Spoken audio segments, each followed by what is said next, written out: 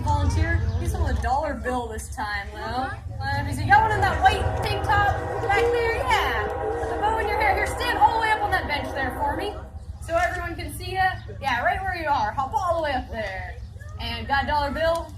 You have to dig around. 5 works 5 times better. There we go. All right, let's see. Fold that dollar bill in half for me.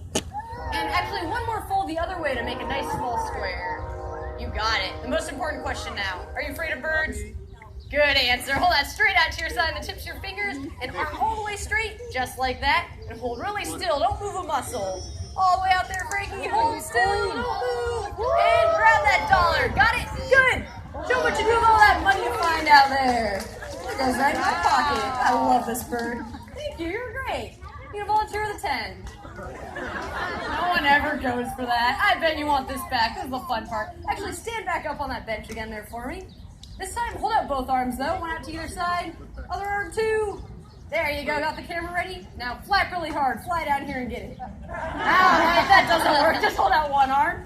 And open your hand up all the way. He's going to fly out there and put this right back in your hand. Hold really still like last time. In that hand there, Frankie. Good boy.